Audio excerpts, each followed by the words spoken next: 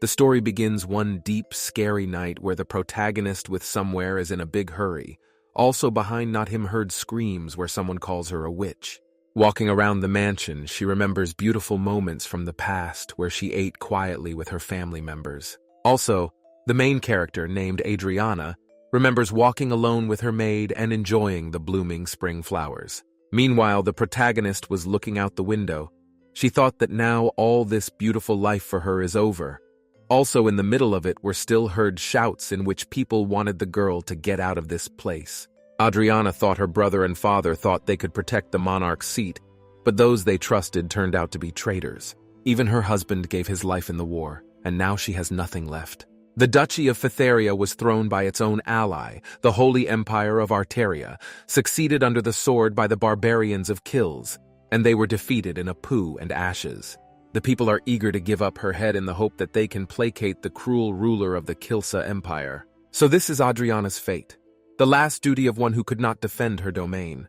The girl also thinks that if she's going to die like this, she'll never let herself be thrown out to be tortured in a foreign country. Suddenly approaching one door, the main character was completely some familiar voice, and some girl was behind her. The protagonist turned around and saw her maid named Fulvia, who was furious and holding a blade in her hands, saying that if Adriana hadn't married him, Philip wouldn't have died such a similar death. Fulvia is her husband's mistress. He introduced her the first night after their wedding. The man also considered Fulvia his true love, to be dearer to him than anything else in the world. In the past, the protagonist was Emperor Kilsa's proposal to marry Philip. However, she didn't even know anything about him but still loved him. Also, looking into Fulvia's eyes, the protagonist thanked her, which shocked the girl a lot. Fulvia was completely bewildered and didn't even know how to react. Also, in a trembling voice, she asked the protagonist not to approach her, and at the same moment she stuck her blade into her. Falling to the ground, the main character wished to God that she had never been born again, that no one loved her, and she just didn't want to end up in this kind of nightmare. Meanwhile, some girl was talking to some man and they weren't happy about something. Suddenly the man started yelling at her, asking this lady how long she was going to keep him waiting since he was getting tired already. Suddenly, he threw a bag of 200 and gold coins on the table, asking the girl to deposit 150 gold coins into his account and exchange 50 for Milya's currency. Also, the guy again shouted to the girl. He asked her to hurry up, as he didn't like wasting time, which surprised the girl a bit, and she worriedly didn't understand where he was in such a hurry. And then giving the man some kind of certificate. The girl said she was done and he was free to go. Walking away, the man was a bit puzzled and didn't understand how the girl was able to get over so quickly, as he couldn't even understand what she had done. Meanwhile, the girl was thinking that she didn't even know that her math skills could be useful in life, and she didn't understand why she was so sleepy today. Suddenly, another girl with dark hair who was the manager of the department came up behind her, and her name was Hortensia. The manager immediately suggested that the employee go wash up and wake up, as she didn't look very good. The girl immediately agreed and stood up and assumed that her boss was probably not in a good mood today. Also, the boss explained to her that the employee was angry again because she was sleepy. Suddenly, some guy came into the room looking very much like a knight with beautiful red eyes. Look at him. The girl immediately became indignant as she didn't want to see this guy again. So she wanted to get out of the place as fast as possible to avoid his eyes, which surprised the guy a little, and he didn't understand how she could leave without even saying hello to him. Walking into the principal's office, I wasn't shocked to see him asleep on the job. So she immediately screamed and told the manager that the director had fallen asleep again, which startled the guy today, and he immediately stood up abruptly and fell to the ground from his chair. Hiding behind a wall, the heroine apologized, saying it wasn't fair at all. After a while, she was already in the bathroom where she wanted to tidy up. So first, she decided to fix her hair before the manager got mad. As it turns out, this employee turned out to be the main character, Adriana, who is the only daughter of the Duke. However, she is currently working undercover and is an employee in the family's bank. A few months earlier, she woke up in her bed after being killed in her past life. Then, standing up and looking in the mirror, Adriana realized that she was back in the past, which she thought was impossible, and didn't understand how it even happened. She realized that she was 8 years before her death, and she didn't even know what to do. The protagonist's past life was very violent for her, and when it ended, instead of feeling searing pain, Adriana felt calmness. But she didn't want to go through that suffering again, to watch her fame crumble again, to see those she trusted betray her again, and to feel that heartbreaking despair again. So when she was in front of the mirror, she didn't understand why the Lord was so ruthless to her. Also thinking about it, she even thought that her whole past life was actually a nightmare. So she thought about how she could make this nightmare end faster. Suddenly a maid came into her room, who didn't understand how the girl still wasn't ready because the Duke was coming back today, and it was an important day. This girl's name is Lucille, and she is Adriana's personal maid. The girl also added that the Duke had sent a pastel who said that the Duke would be back for dinner, so it seemed to her that he was very near. Meanwhile, the protagonist, sitting on a chair, was very puzzled and shocked to see her maid alive. Opening the curtains, the maid added that if the protagonist did not come out to meet them, the Duke and the young heir would be very upset. Looking at her room, which has greatly changed its appearance because of the rays of the sun, the protagonist realized that as if nothing had happened, so she even began to think that something really is not a dream, and may be reality. And even so, she was very curious how long this calm could last. Also, she thought that she could not be happy if she continued to pretend that she did not know about the coming grief. Having washed and dressed, the girl gave her blessing to meet her father, who had already arrived. As Adriana walked outside, she saw a bunch of knights carrying white flags, and in front of them were 2 horses with her father and her brother on them. When she saw her relatives, the main character immediately ran to them. When she was 20 years old, her younger brother died after falling from a horse, and her father died of an infection. So she guesses that there was something suspicious about their deaths. But all the trouble came before she could dig up anything. And then she was left alone, surrounded by despair. However, she now sees the calm faces of her relatives and is very happy about it. So as soon as she came down, no one immediately hugged her beloved father. When the father saw it, he was a little surprised and didn't realize it had happened to his daughter. Also, the brother, looking at all of this, assumed that his sister had just suddenly fallen into childhood. However, he reminded her that the Lady Duchess must maintain her reputation as the other knights look up to them. Adriana looked at her brother and immediately jumped into his arms, saying she missed him so much. The heir's name is Ranier, and the father assumed that the protagonist started crying because her brother is always freaking out, which surprised the guy, and he immediately started saying that he didn't say anything of the sort. The father also asked his son to be a little more gentle, because if he was so prickly, he wouldn't be able to make friends with the girl.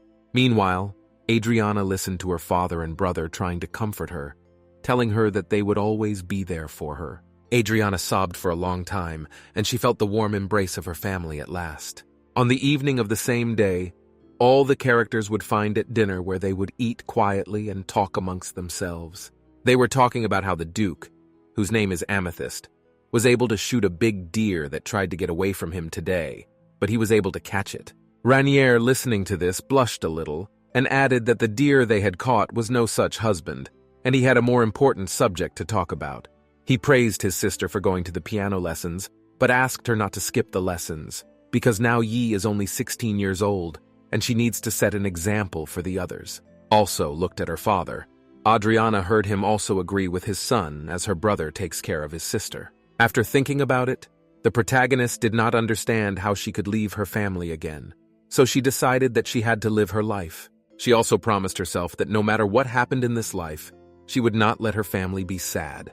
While eating, Ranier told his father that he had recently met with Musel, who had asked his father to look in the bank, which immediately made the Duke realize that it was time for the report.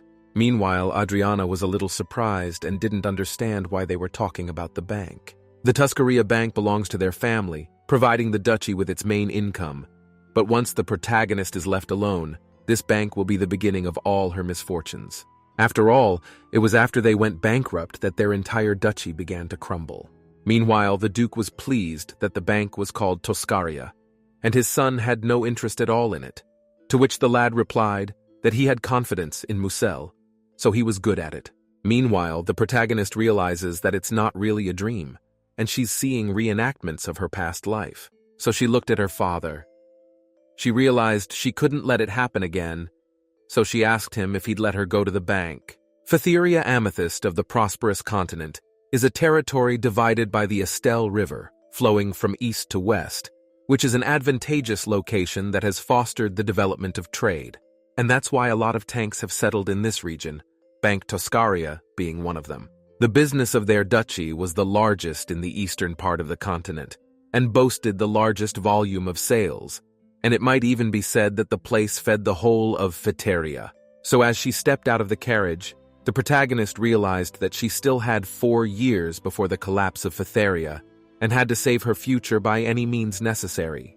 Entering the bank, the heroes immediately met Musel, who is the manager of the bank, and he was very happy to see the Duke and his daughter in this place. Also kissing the protagonist's hand, he didn't understand how Copper could come to such a shabby place. Musel comes from an unknown family of aristocrats.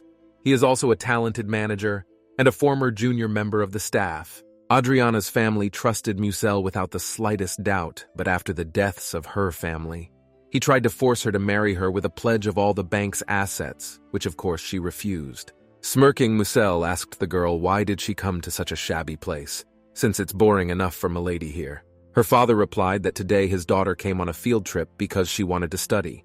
At that moment, the protagonist remembered how Musel was able to escape with the prices of bank documents and jewelry in her past life.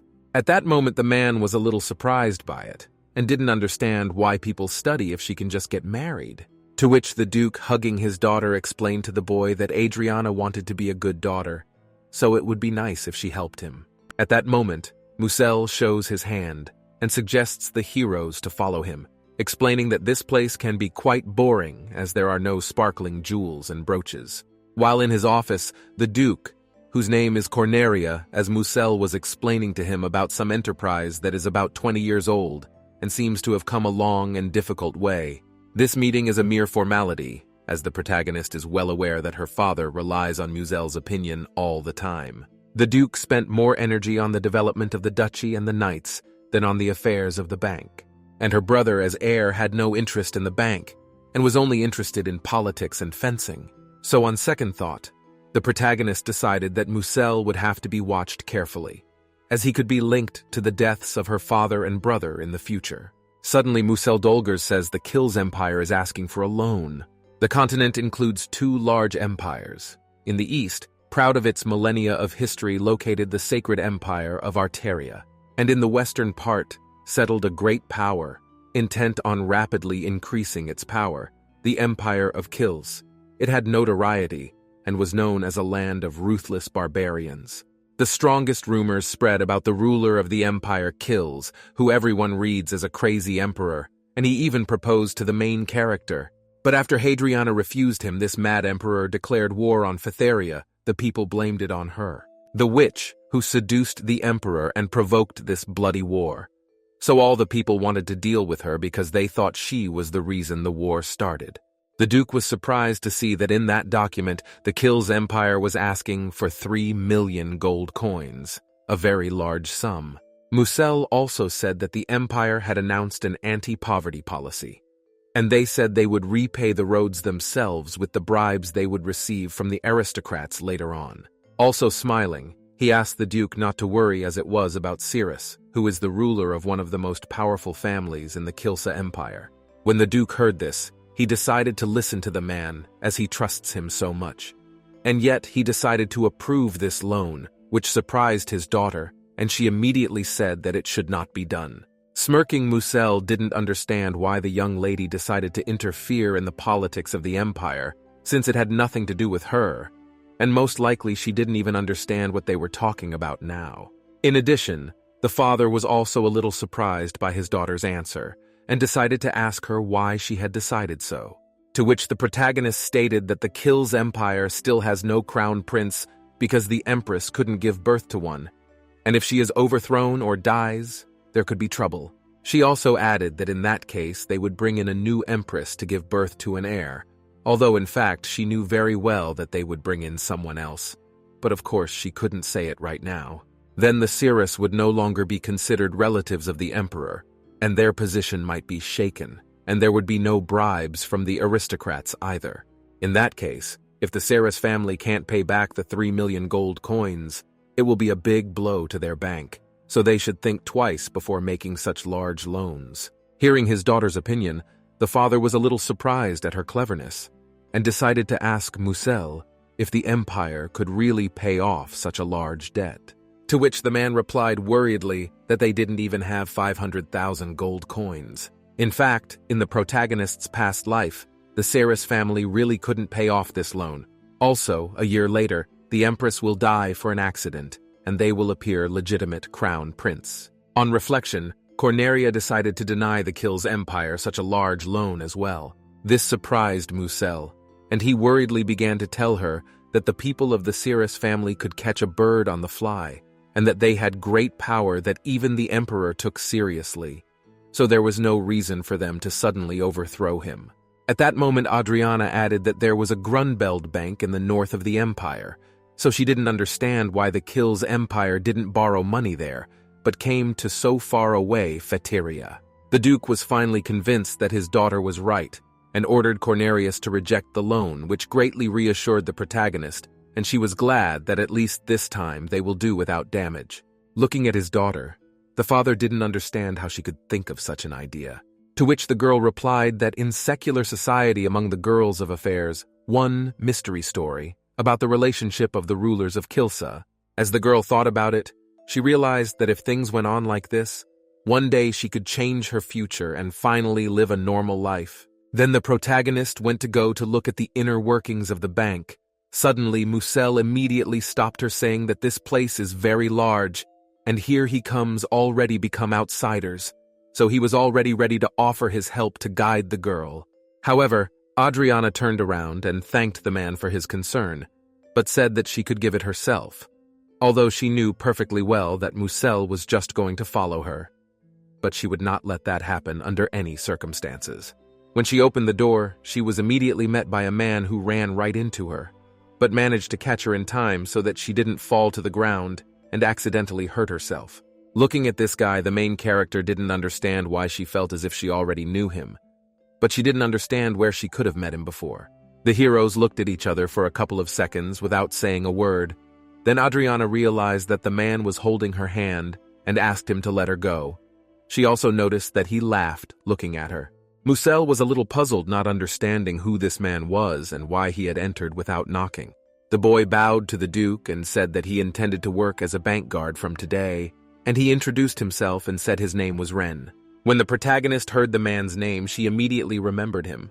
In a year's time, he will join the Knights of the Duchy, and because of his fine looks and distinguished skills, there will be an uproar at the mansion. She also remembered that she'd only ever spoken to him, but she remembered that he definitely had black hair and red eyes. Ren suddenly noticed that the main character was looking at him intently and smilingly asked if she had anything to say to him. Also, he couldn't even think that such a beautiful lady would be interested in him. At that moment, she really started to say that it was not true, but it was too late, as her father started laughing loudly, saying that he was a very interesting guy. He also decided to ask Musel if his daughter together with Ren would look good together, to which the man, laughing loudly, agreed, and immediately ordered the lad to leave the room. As he left, Ren kissed Adrian's hand. "Thank you. What's the name of such a noble girl?" At that moment, the protagonist realized she'd gotten too caught up in thinking about the past, told the man that she just needed someone to walk her down the bank. She also said that she wanted to see the bank, but the manager said it was hard to navigate, so she decided she needed a chaperone. So she asked Ren if he wanted to go with her. When the guy heard that, he got excited and realized what was going on, so he agreed right away. Leaving the Duke with the manager in the same room, Musel was a little surprised at Ren's sudden appearance, and didn't understand how young people could be so bold. He also asked the Duke if he was very worried about his daughter, who was now together with this guy, to which the man replied that even though Ren disappeared instantly, he looked honest. Also, his shooting gallery was emanating red ki, and the one who was able to awaken the ki energy was definitely a master, or close to a master. So the Duke was greatly surprised, as he had not thought he would ever see such a monster, and quite young, and he decided that he would try to bring him up properly, and if he did not mind, Herseg should take him as a knight. When Musel heard that, he immediately got angry and called Ren a parasite who only had a pretty face. So he decided that he should send him back to his backwater, where he would rot in a place that suited him and he would never get out of it. Meanwhile, Adriano looked Ren straight in the eye and didn't even know what to say to him. So the guy held out his hand to her and asked where he wanted him to accompany her. When she saw this, the protagonist was in doubt and didn't understand why she didn't like Ren so much. She also noticed that he spoke too sweetly. So she left and said that she was too busy. So she asked the knight to do her own thing and she could look around on her own. Looking at the girl leaving, the knight asked her if she didn't really like the manager either, which surprised the girl, and she didn't understand what he was talking about. But the guy knew perfectly well how the girl felt and asked her not to be cautious. Looking at the smiling Ren, the protagonist didn't realize that his red eyes seemed to know everything. She knows very well that kindness must be repaid, so she cannot trust anyone but her family. This is the painful truth she realized before her return, and especially she cannot trust a man whose intentions she does not know. Meanwhile, Adriana was leaving feeling very uncomfortable about having to turn Ren down. As she already knows, he comes into her life and focuses the attention of all the people in the mansion because of his mannerisms and appearance. But one day he died because he made a mistake while hunting, and his remains were found under a cliff. But it's still 2 years away, and now the protagonist has decided what she wants to do first. After examining the bank, the protagonist realizes that there are no problems, but she still wants to take a closer look at it. Suddenly, all the people started yelling at the girl, warning her of the danger behind her. As it turned out, it was the director who, because he was still drowsy and carrying heavy documents, crashed into Adrian and fell to the ground. Rising, he immediately began to apologize, saying that it all happened because of his inattention. But the protagonist was not offended at all and said that she could help him, which made the guy a little happy, and he showed her some document and asked her to take it since he had to sort everything out today. Taking this document in her hands and looking at it, the protagonist was just shocked. After a while, she was in some office scrutinizing this document, thinking she had a chance to delve into the inner workings of the bank, although it might be a little complicated, just as she thought there was no other way. And this document is an ad looking for a trainee at the Rando branch of the bank. Duke Fateria's only daughter has the highest status. From this in the past, she had to attend all banquets and meetings to fulfill her duty as First Lady, but Adriana didn't understand what good it could do her. So this time she decided she wasn't going to go down the same road. She wanted very badly to become a bank employee, but she didn't understand how to do it because her face is now too recognizable and she doesn't want to stand out too much. And it would be very good for her if someone would use magic to completely change her appearance. And she even thought about shortening her hair, even though she didn't want to do it. But even if she changed her hair, people would still recognize her. Suddenly, Adriana heard someone else's squeaky voice, and she was a little frightened because she thought she was alone in the room all this time. Suddenly, some little fairy with wings and blue hair and eyes appeared. Smiling, she said that with magic, everything would work out. When the protagonist saw the fairy, she was scared out of her wits and didn't know how to react. In addition, Fairy was also quite surprised by this as Adriana is the first person to finally be able to see her. Thinking and looking at this little world and Fairy, the main character did not understand where she could even come from, and she even began to think that she had gone crazy. The fairy explained to her that she came into this world with another fairy named Tanasiata, but when the fairy woke up, Tanasiata had disappeared. Also, the fairy did not understand how Tanasiata could just leave her as she slept only 100 years, which is very little for fairies. But hearing this number, the protagonist was shocked and did not even know that fairies sleep so long. The fairy was amazed by the human food and asked the main character to eat first, and then go look for Thanasiat. Also, she called Adriana Thanasiat's daughter, but the protagonist immediately explained to her that her mother's name was not that, and Fairy replied that she felt as if Tanasiata's energy was coming from her, and the box Tanasiata had given her as a bed was here. At that moment, the protagonist realized that this bed might be the box of negativity her mother left her. She also explained to the fairy that her mother's name was Lucretia, and she had never heard from her about fairies. Adriana had only seen one story in a storybook as a child, about a fairy falling in love with a human. Eventually, the girl stopped being a fairy, and the couple had a child together. so the protagonist always thought it was just a legend. But it could be that it really happened. There is also became very curious about the name of this little fairy, to which the fairy replied that her name is Solicia.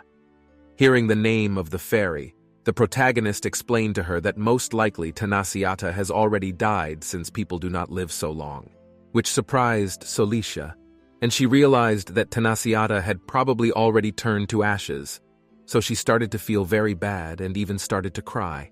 Weeping, she added that Tanasiata had promised to show her the human world, but she hadn't kept her promise. The fairy also felt some strange energy coming from the protagonist, like Thanasiath. Solicia began to tell him that Adrian's hair was the color of the rising sun, and his eyes looked like amethyst, just like Thanasiat's. When she heard that, she wasn't too shocked, because if you think about it, she had heard rumors that her mother was related to fairies, and she couldn't even believe it. Also looking at Solicia stated that a person named Tanasiata is also her great-grandmother, so she may turn out to be a fairy. Hearing this, the fairy immediately cheered up and said something undoubtedly so. So smiling, she said that it was true, and most importantly, she is the great-granddaughter of Thanasiath. Besides, she can see fairies. It's like normal people can't do that. Adriana was a little surprised by everything that was going on, and thought it was all very strange. Solicia said she slept in the box for 100 years, but in a past life, when she decided to sell the jewelry after the collapse of her family, Adriana opened the box and she didn't see anything of the sort in there, and she would never miss anything near or in the box. Suddenly, the fairy said that she had to go now, since she had learned that the girl had turned to ashes. So now she had to go back to Wiesenderf, since if she noticed that she had stayed in the human world without a contractor, the queen would scold her. Also, Fairy explained that without a soul contractor, demons and fairies cannot stay in the human world. So at the same moment, she immediately began to fly away somewhere. Suddenly, the protagonist was yelling at her, trying to stop her, and asking if she could really use her magic, to which Solicia replied that of course she could. When Adriana heard that, she immediately turned back, and pointing at herself, asked the fairy if she didn't want to make a contract with her. She also stated that if she did this, she would stay in the human world.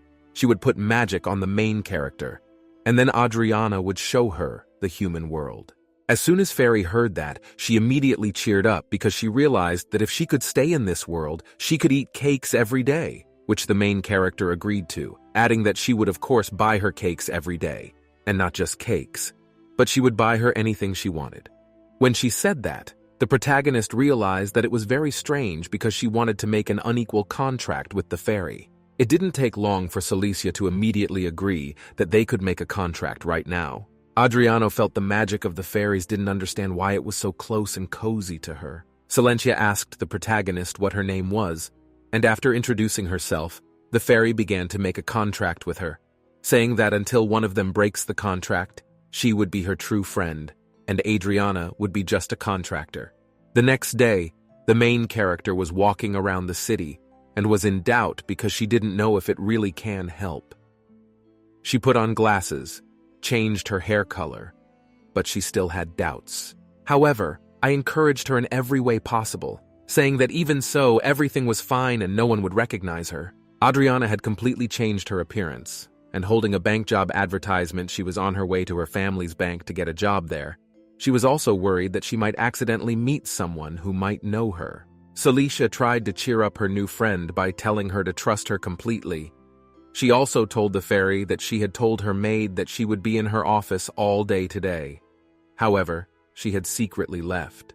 The protagonist politely asked the maid not to let anyone into her office today, with which the maid of course agreed, and asked if the protagonist intends to return home before dinner.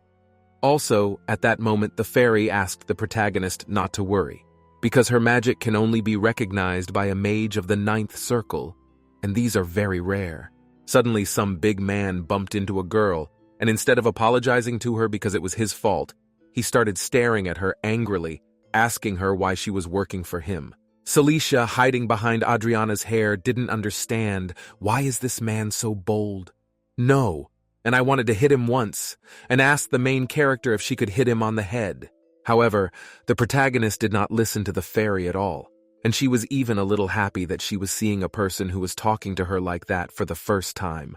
Plus, absolutely no one is interested in her. And she's free to do whatever she wants, and she can't even believe she's so free now. Happy she thinks something really is like some kind of wonderful dream. Suddenly, Adriana noticed the bank of her family, so she asked Salicious to be a little quiet, and the fairy agreed only on one condition, namely if the protagonist would buy her a cake. And the girl, of course, had no choice, and she promised the fairy that she would buy her the most delicious cake she could find. Approaching the jar, some knight immediately pointed his sword at her, asking why the girl had come here as she didn't look much like a guest. To which the girl holding the notices replied to the knight that she had come for an interview, at which point he replied that there was a green door on the other side for employees. When he said that, he immediately shoved the girl hard, shouting at her to get lost if that was the end of it. Turning around and looking at the knight, Adriana was a little surprised at this, as they had definitely been polite to her last time around. At that moment, the protagonist realized that she could be freer if she lived as the daughter of a duke. But at the same time, she would have to give up all the benefits that she received, because you can't get people's favor just like that. And she realized that she had to get used to it. Sometime later, being already at the interview, the manager asked Adriana different questions.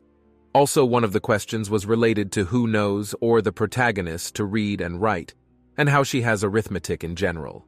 To which the girl replied that of course she could do it all, and she was sure of it, since she'd commissioned basic education. Suddenly, the manager asked Adrian what the real reason for her coming here was, which made the protagonist a bit wary, and she didn't even know how to answer. She really just wanted to sneak into the bank, investigate Musel's actions, and prevent the suspicious deaths of her father and brother, and ultimately prevent the collapse of the entire country. Clutching her knees, of course she knew she couldn't answer like that. Suddenly, the manager stated that the main character gives the impression that she is like the daughter of a rich family. Her hair is long, not brittle, and it shines well. Also, on her soft hands there is no trace of suntan. So Hortense didn't understand why a girl who grew up in a wealthy family would want to work in a place like this. The manager also added that if the protagonist dreams of the luxurious life of a banker with gold coins in her hands, in reality she will not be able to get used to such hard work and will only complain, which the main character immediately disagreed with, saying that it wasn't really like that. Hearing this, Hortense asked the girl if she had ever once in her life held a rag in her hands, or her head, since this was no place for idlers, and she advised Adrian not to waste her precious time and to leave quickly. When Adriana heard that, she realized that although she hadn't lived the hard life that Hortense was talking about, there was a reason why she couldn't give up. So then she claimed that her family was dead because her parents were gone, and no one of the 7 left. She went around to all the people she knew to pay off the debt, but no one would open the door. So she had to trust one person. But even this man betrayed her, took away even her remaining possessions, and she hit rock bottom. Also, the protagonist agreed with Hortensia that she did not have such difficulties, but she still did not come here with a light heart. So she screamed that until the manager takes her seriously, she's not leaving this room. Hortensia realized that the protagonist had no knowledge or references, but she knew basic calculations, which the protagonist of course agreed with. Asking her name, the girl tensed up a bit, but quickly got her bearings and said her name was Rihanna.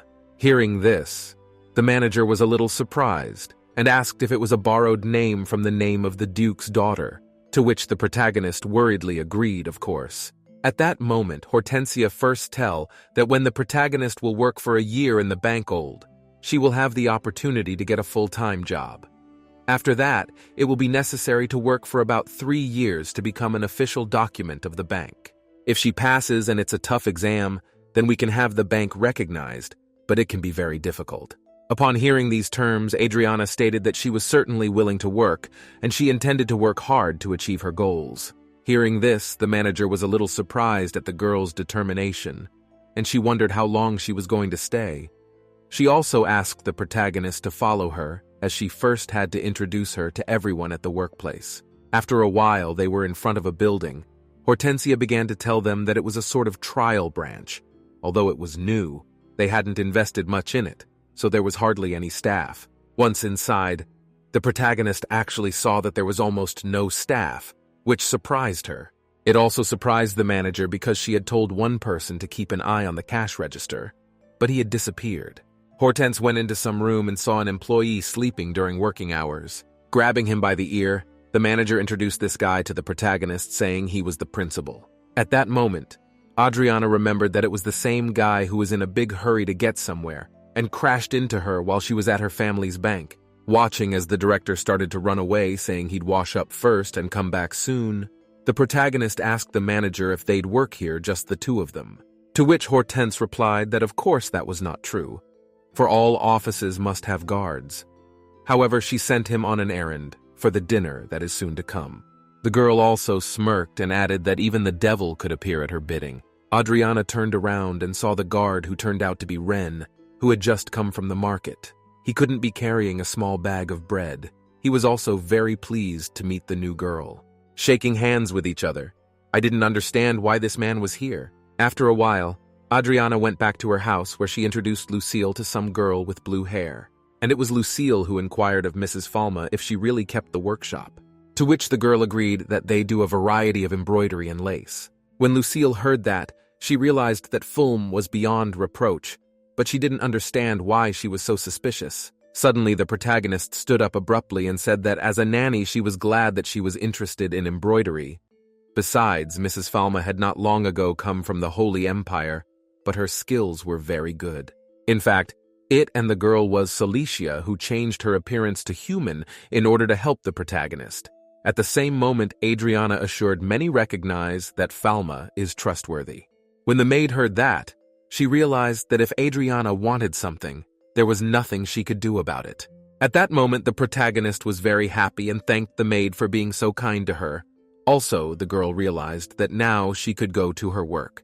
Suddenly, Adriana heard Lucille say that in return, the protagonist would have to explain it to Mrs. Schmidt herself, and the woman is quite strict. Trembling, she was compelled to agree with the maid, though in truth she had quite forgotten her. Smiling, Lucille asked the protagonist not to worry so much, since Mrs. Schmidt is an outstanding teacher, and she will understand everything. Mrs. Schmidt was born in the small kingdom of Active, north of Phytheria. Having lost her husband in the war, she became a music teacher here. It is also said that this woman can play all the musical instruments in the world.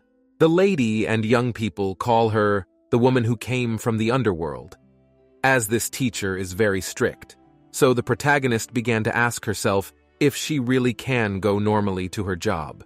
After a while, Celicia turned into a fairy, looked at the cakes, and reminded the main character that she had promised to buy her some goodies.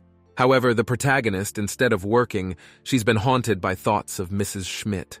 Adriana remembered one time when this teacher came to her asking if their class time would indeed be shortened because of her other classes.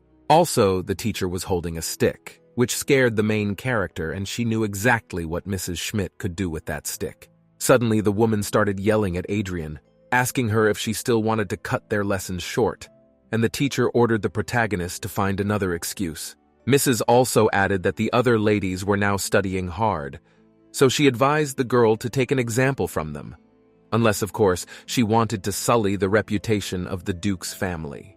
Besides, the teacher was displeased that everything she had told her about the eighth and the sonata had slipped out of Adriana's mind, and now she came to her with such a strange request. But the teacher agreed to shorten the lesson because she can't stop Adrian from doing something else. However, she did note that in return, the protagonist would be practicing twice as much. So thinking about it, Adriana realized that it was very easy for the maid to say that since she had never endured such a thing, so she doubted if she could really combine working at the bank and the piano. Ren suddenly approached the girl and put his hand on her desk and asked her what she was thinking about. He also gave the girl a quill, which he said had fallen to the ground. Talking to the night. Adriana felt very uncomfortable for some reason, and she was forced to answer all his questions. Suddenly, the guy, smiling, asked the girl to tell him if she needed anything, since he was also working here recently, but he would try to help her out. Suddenly wondering if this man really didn't know she was the Duke's daughter, since he was just initially so nice to her, and she may be wrong and not trust him completely. At that moment, the blushing protagonist thanked the guy for his concern. Suddenly, Hortensia entered the room and was very surprised to see Adriana come to work, because she thought that when she heard the rumors about the manager, Adriana would immediately run away. which left the protagonist a little puzzled, and she wondered what rumors were being talked about. The manager, looking at her finger, explained that these rumors are due to the fact that all the past interns didn't last a month. And it's all true, which shocked the main character, and she realized that she has a lot of work to do. Suddenly, the manager asked the main character if she was wondering why trainees always run away, which the girl, of course, was curious, and she asked why. But instead of giving a normal answer, Hortense ordered the protagonist to find out by the end of the day, explain this one by saying that they have two heads after all, and that's quite enough. When the protagonist heard this, she was surprised by this answer, and didn't understand why the manager was being so mean to them. But she also explained to the girl that they weren't really that close. As Hortensia left, she added that she still had a job elsewhere, so she had to hurry, and that if guests arrived during this time, the protagonist should ask the director to help. Also, the manager asked the girl not to worry if he was asleep, as he just needed to be woken up. But still, he does a great job. As Adriana sat down at her workstation, she thought only about her job, and she realized that she had to serve the guests well and fulfill the manager's assignment. And only then, she would definitely become a full-time employee. It had been a couple of hours since the manager had left, and the main character was still at her workplace and was almost falling asleep. And she was thinking about becoming a full-time employee. Ren suddenly moved closer to the girl, and with a smile on his face asked her if she had actually managed to fall asleep at the workplace, which frightened the protagonist, and she almost fell to the ground in fear. The knight began to talk about how this job can be quite boring, as it's a place people go to very rarely.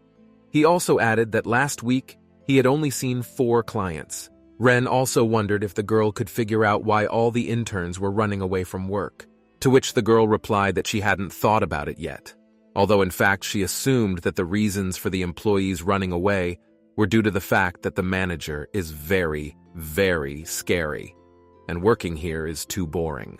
When Ren heard that, he told the girl not to worry, because she had plenty of time to think about it anyway, and there were no guests and plenty of time to think about it. Adriana didn't understand why this place was still going strong, since very few customers usually came here. At that moment, the protagonist remembered the manager training her to be a proper employee and explaining to her what could influence the promotion of a trainee staff member at the same time as the girl wrote everything down. However, she doesn't really remember what Hortensia said at the time. Suddenly stood up abruptly and grabbed her glasses. The main character realized that she would never be a full-time employee in her entire life. Adriana works at the Riando branch of Toscaria Bank. Her job is to exchange currencies, make loans, and disperse funds. Account opening, loan counseling, and the like are operations in the customer service department. Simply put, attracting guests. The higher the visitor figures, the higher her figures. The higher the figures, the greater the chance of becoming a staff member. While telling Ren everything, the protagonist realized that with so few visitors, she would never be a full-time employee, which made her very sad. Suddenly, Cornelia walked into the branch, noticing the depressed face of the protagonist and not realizing that she had probably figured something out. Once inside, the manager noticed that no one had come here during her absence, which the protagonist agreed with. However, she promised that she was not going to give up and would continue working, when in fact she didn't even know what to do in that situation. Although she said so, she didn't know what to do if there were still no visitors. So she suggested that she might start spreading the word about the bank in order to attract more visitors. Suddenly, Mrs. Schmidt came into the bank and wanted a consultation. When the protagonist saw her teacher, she was shocked, but she was happy that the teacher didn't recognize her student. Approaching the protagonist, the old woman said she would like to be consulted about the loan, which shocked the protagonist a little. In a little while, they were in some room where, and together with Adriana, in this room, Hortense was also present. Mrs. Schmidt at first telling her that she had not enough to live on, so she wanted to get bail money. It seemed strange to Adrian, since this teacher teaches so many aristocratic children, and there's no way she has a low income. Also, the old lady said she wants to bail out her house. After hearing this, all the heroes immediately came to the teacher's house in order to check the procedure of the bank mortgage, and the main character realizes that Mrs. Schmidt has definitely something serious, because she decided to give her house to the bank if she cannot pay the debt. Also, all this time they were accompanied by Ren, which did not like the main character, because she did not want him to go with them. But she of course realized that his main job is to protect the bank employees, so she had no choice. When she finally saw the teacher's house, Adriana was a little surprised, as it was quite a huge and luxurious house. She didn't understand why Mrs. Schmidt chose to keep it as a debt instead of selling it and getting the money. Plus, the old lady doesn't have a husband, which means she could live in a small house. Ren suddenly asked the protagonist to leave her reflections for later, and to leave quickly, which surprised the girl a bit. As it turned out, some men with swords surrounded them and intended to do something. At that moment added that these guys did not look like ordinary neighborhood hooligans. Suddenly, these men notice Mrs. Schmidt, and they start yelling at her, telling her to give them back the money she owes them. These rascals started shouting at Ren, asking him if he had heard of Sandro, to which the knight replied that it was very pathetic. But he unfortunately hadn't heard of this man. Besides, he hates it when someone touches him. Then Ren enter his sword immediately stabbed one of the villains. The blow was so hard that the villain, whose name is James, just fell to the ground, almost unconscious. Then, all the scoundrels grabbed their swords and prepared to attack the knight. But Ren stood as if nothing had happened, and was not at all afraid of a bunch of cowardly guys. He was able to take down most of these scoundrels quickly, and it wasn't too hard for him. Suddenly looking to the side, he saw James, who he had hit first, preparing to attack Adrian. So he quickly ran to her and hugged her and saved her life. After a while, the protagonist was in front of the fireplace, thinking that if it wasn't for Ren, she might have died in that situation. Plus, after dealing with all those scoundrels, they immediately started running away in fear, saying they'd be back. Adriana didn't even realize Ren was that strong, and she couldn't stop looking at him. The knight suddenly noticed the girl's glances and asked her what was wrong, which scared her a little, and she replied worriedly that it was nothing, and thanked Ren again. Suddenly the heroes were visited by a teacher who brought them cookies and tea. Sev caught up with the main character. Miss Schmidt apologized to the characters for the way things turned out. The teacher began to talk about the people who had just come in, but the knight interrupted her at once, saying that these people were borrowing money from the people, and it was obvious that the debt had grown so high because it could not be borne any longer. So the old lady decided to take extreme measures and went to the bank, to which the woman agreed and apologized again. Suddenly, some kids came into the room and immediately started yelling at the heroes, telling them to get out of the house. Mrs. Schmidt was a little surprised at this and immediately explained to the children that it wasn't what they thought, and these people were here to help them. The woman also explained that they were her children, which shocked the protagonist today, as she thought her teacher was all alone. Active is a small kingdom in the northwest of the continent. This country has long been the site of wars for royal power. Mrs. Schmidt's love blossomed early, and eventually her husband too was forced into a bloody war of... But like all soldiers, he sometimes returned home to his wife, where he was very glad to see her again. So it seemed that their love would never fade. One day, when Mrs. Schmidt wanted to send a letter to her beloved husband, she learned that he had unfortunately died in the war, which left her just without words, as he promised that he would surely return. Also, she was pregnant with her husband at the time, but she had a dead baby. One day while walking through the city, a woman noticed some children and immediately realized that the child executioner was going to deal with them. Watching one child, she realized that these children like her lost the whole world overnight. Like a family sent a child dead in the womb. So the woman then decided that she would protect these children, a family she met in her wanderings. After all this, teacher Tana, along with her children, crossed the border and moved to Phateria. So the protagonist finds out that the child with the red hair is called Gerda, and she is sick with pneumonia, and to pay for the treatment, Mrs. Schmidt borrowed money from a loan shark. At the moment when the girl was about to give the loan to the old woman, Ren grabbed her notebook, saying that knowing her circumstances, now Mrs. Schmidt could not get a loan from the bank. In addition, the protagonist also realizes that it is quite a large amount of money, and the possibility of repaying it is not. So according to the rules, she should not give such large loans. Ren returned the girl's notebook, and in a calm voice asked her to just forget about it, as she had no influence on it. However, Adriana could not forget the smile on the face of Mrs. Schmidt at the moment when she met with her children, and she first time in her life sees a woman so happy. In addition, the protagonist best understands the desire of the teacher to protect her family. Since the protagonist is the daughter of the Duke, she cannot act rashly, and her second person does not know anything about the life of a teacher, so she must think of something to help Mrs. Schmidt. However, Ren had told the girl to stop talking about it, since cases where I was approved because of demands were not uncommon, so she shouldn't worry about it so much.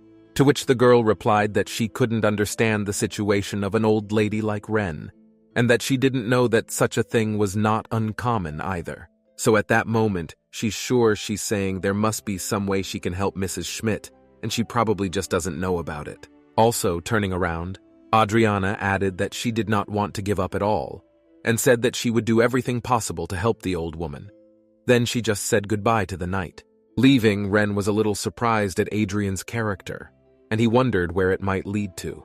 The next day, while the protagonist was opening the door, Ren appeared behind her and gave her a big scare. The knight also noticed that the girl looked rather strange today, so they asked her if she had slept at all tonight, to which the girl replied that she had slept a bit. She explained that she'd been going through the manual all night trying to figure out some way. Suddenly approaching the knight and grabbing his arm, Adriana asked for his help. After a while, the main character was already at Mrs. Schmidt's house, where they were having an important conversation, while Ren was just playing with the children. The old woman was a little surprised at the girl's words, and didn't even believe it could be true. To which the protagonist, of course, responded that it's all real, and she's going to try to get the teacher to help, and she hopes to be able to do that with the help of the refinancing system. This system consists in repaying traded or overdue loans with a new loan. Simply put, to begin with, the debt Mrs. Schmidt owed to Sandro. And with the loan that the old lady wants to take from the bank, she can pay off Sandro's loan, and then she will finally stop suffering because of the huge interest. And in order to return the money to the bank, the old lady will make a deal for a new loan with the bank, because nothing in this world is for free. In that case, since it will be a new deal with the bank, the interest on the loan will be much lower, and Mrs. Schmidt will no longer have absurd interest rates. So she won't have to take out new loans, and she can finally pay off her debt. Smiling, Adriana added that in this case it would take a long time to pay back and there would be interest too, but that was something the old lady could handle. Upon hearing these words, Mrs. Schmidt immediately hugged the protagonist and thanked her for her help. And the old lady's glad she doesn't have to leave her kids and can stay with her family. Adriana also told her teacher that there is a subsidy for a private orphanage in Feteria, and it would be good for her to go there since they say they will cover some of the food and lodging costs themselves. After a while, the heroes were walking around the town and talking amongst themselves. At that moment, Ren wondered if Adriana had asked him for help just from these kids, to which Adriano replied that of course it was very important, and he probably enjoyed it very much and had fun with the kids, and now they need to go together to Sandro's place. They say that Sandro is a famous moneylender in the neighborhood. He is a man that differs from the bank and lends without any conditions, but takes an excessively high interest, because of which it takes a long time to repay the whole life, and in the neighborhood, everyone has a debt to him. Holding some kind of suitcase, the protagonist said that they definitely need Sandro's consent because he is hiding to increase the percentage, and it can be quite difficult to find him. Besides, there may be some kind of fight. At that moment, Ren approached Adriana and looked into her eyes and asked if she still couldn't trust him, to which the girl replied that she still couldn't. The knight reached into the girl's hand to help her, asking her not to worry and to just be there and don't move away. Going inside the building where Sandro may be, they were immediately noticed by some guys who did not understand why the girl came to such a place. And girls here is no place at all, so the main character felt very, very scared. She finally went upstairs and said that she came here to meet Sandro and there was no way she could back out. Sandro, who was at the table and surrounded by guards and the guys Ren had dealt with, smirked and said that from the looks of it, you couldn't tell they were here to apologize for what they had done to his guys. At that moment, Adriana explained in a calm voice that they had come from the Toscaria bank. She also explained that Mrs. Schmidt had asked them to refinance the loan, so she wanted to get Sandro's approval. Hearing this, the man didn't understand why the protagonist is so eager to take out and pay off this loan. He also called it a huge business, and he doesn't want anyone to interfere with it. But Adriana replied that Sandro had already received a huge interest, which she considered enough for him, so he should no longer interfere with the old lady's life and ruin her destiny. The man was furious, and didn't understand why some girl would come here and think she could interfere with his business. Also thumped his hand loudly on the table. He explained that he had borrowed money from Mrs. Schmidt, just out of pity, and now this woman had stunned him on the head. But that the protagonist replied that if he really felt sorry for this woman, he wouldn't have treated her that way. This was the last straw for Sandro, and he immediately ordered his huge guard named Pin to deal with these uninvited guests. Realizing where this was going, Ren looked at the protagonist and asked her to remember the words he said she shouldn't worry, because he could take care of everything. He surprised the protagonist a bit, and she didn't understand how he could sense her excitement. Suddenly, when Pin looked at his face, he immediately realized that they had met before, and they were very good acquaintances. So the Pin turned around and said he'd wash his hands of it and promised he'd pay Sandro back. The guard added that if he had known that the enemy would be this guy, he would not have taken this assignment. He also added that there are people in the world who should not be touched. Sandro, left in the room only with James, who was wounded and could not fight at all, was forced to accept the terms of the girl, and he already signed this agreement. After a couple minutes of finally walking out of that building, Adriana felt happy and relieved that this business was over. She also thanked Ren for agreeing to go along with her today, to which the knight replied that it was just his job. However, Adriana turned around and looked at the knight with her beautiful eyes, and added that she wasn't thanking him for his work, but for other things, and if it wasn't for him, nothing would have been accomplished. She also added that last time she didn't get to say goodbye properly, so today she made sure to say it. Suddenly, Ren, approaching the girl and gently touching her hair, asked her to be both careful and on the road, which greatly surprised the protagonist, and she did not even know how to react to the actions of the knight. She also realized that although he was strange, he was probably better than she thought.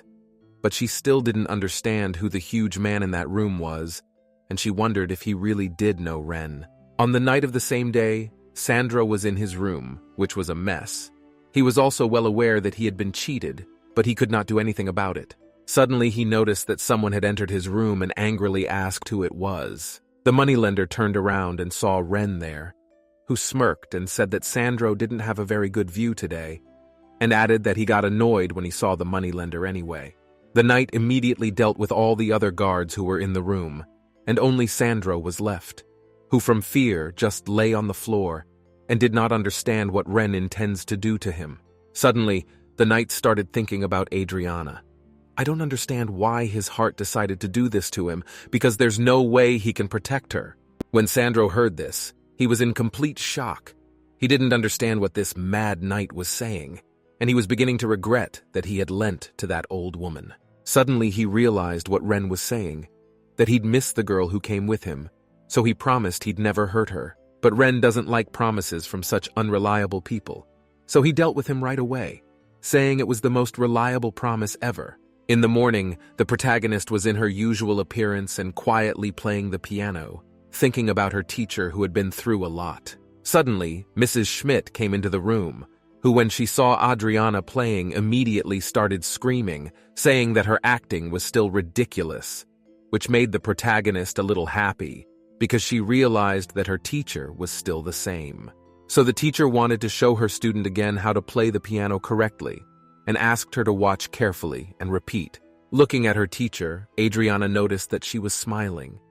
As she played the song, at that moment Mrs. Schmidt replied that it was no big deal and she was just remembering her children at home.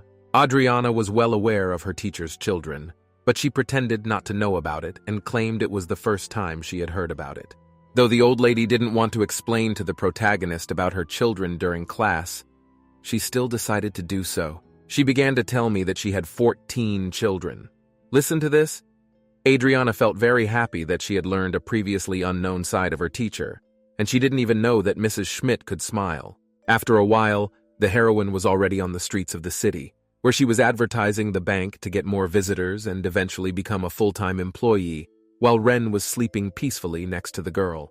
After noticing that the clients were not increasing, the protagonist was upset and did not even understand what she should do to get more clients. Several clients came to her who were acquainted with Mrs. Schmidt, but she had no considerable successes. Suddenly, Adriana noticed Ren falling asleep instead of helping her, which made her a little angry, but she immediately calmed down as she realized that she had already gotten help from him. so she shouldn't hate him too much. So the protagonist left and asked Ren not to pretend to be asleep, but to go back to the bank with her. When the guy heard that, he was a little surprised and didn't even know that the girl knew he was just pretending. Also stood up, he smelled Adriana's beautiful scent that was driving him crazy. Back at the bank, the protagonist noticed that she had another client who also needed advice on a loan. Adriana suddenly realized that this man was also an acquaintance of hers named Adamo, and this would be the second loan for the acquaintance. But she immediately began to calm herself as she didn't want anyone to recognize her. With a smile on her face, she asked the visitor, what was the purpose of his loan? To which the man replied that he only wanted to open his own store, which surprised Adriana, and she wondered if he had not left his family to open his own store. Adamo was a pastry chef in the Duke's family, and of course he stood out strongly among the others for his talents. He is a good man, with a mild character that equals the sweets he makes. But he dreamed of opening his own store one day, so Adrian wondered what happened after he left the mansion with the man asking him if this was his first loan, to which the guy worriedly replied that it was true, and he was borrowing money for the first time. When Adriana heard that, she immediately gave him some document for Adamo to memorize, namely a brief personal statement, job title, and salary. After a while, when the man finished filling out the document, Adriana read it, and as she thought, it was very strange. Reading this, Adriana, as expected, I saw that Adamo is a pastry chef who works in a bakery with a red roof on 9th Street. He also wrote that he gets 80 gold pieces a week, which is quite a lot for a regular pastry chef. An ordinary man with a family of 4 usually spends 300 gold pieces a month.